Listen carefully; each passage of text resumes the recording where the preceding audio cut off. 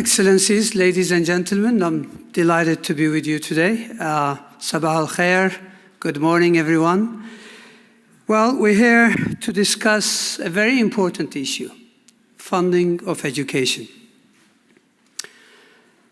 Apparently, we are constrained. Of course we are, we always are. But education is the key pillar on which countries rise. In fact, countries rise on three main pillars. Empires rise on three main pillars. Human capital stock, infrastructure, and technology.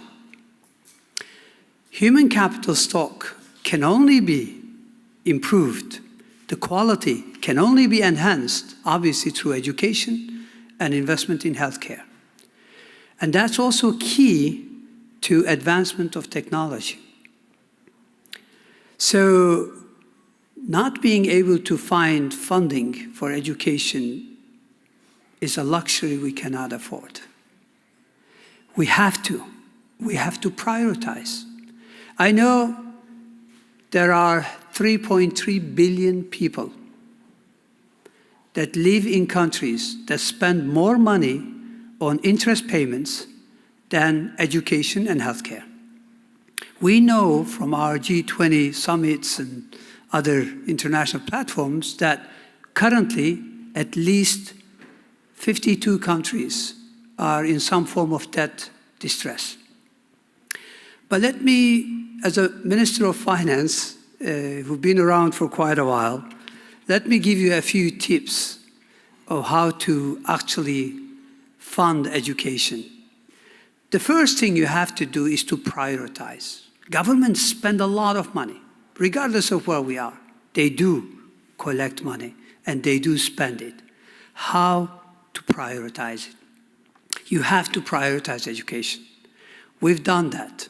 If you look at the past 20 years, on average, we spent 15% of our budget on education. That's a lot of money. How did we achieve that? Well, you always have the choice of taxing areas to fund healthcare and education. In many countries, you can tax tobacco heavily. We do. The average effective tax rate on tobacco products is north of 80%. It's good for healthcare because it reduces the potential costs, but also it's good because you channel it to education. We tax heavily gasoline and diesel.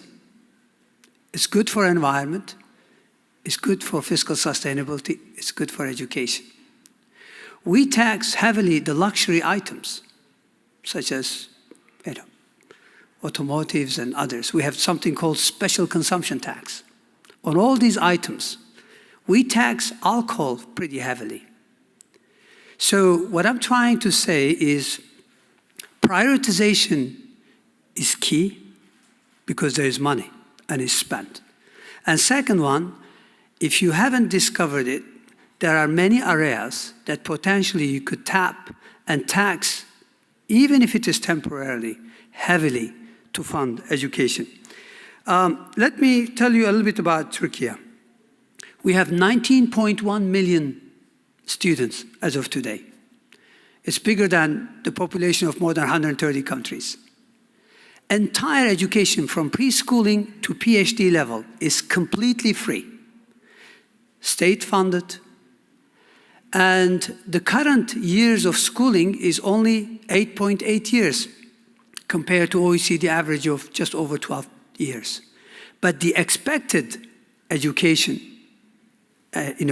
years of education is currently 19.6 years compared to 16.7 in OECD countries. So we are on the right track because we prioritize education.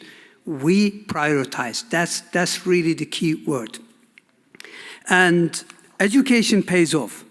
Finally, I know I'm running out of time, but in the era of AI, I think education, funding of it, obviously is needed for preschool and primary. But once you teach people how to learn, That's the key, how to learn. There is abundant resources, and it's free mostly. With the advancement of AI technologies, resources, it's just education resources are at your fingertips. So you can get your teachers to use more resources. So we don't need to reinvent the wheel.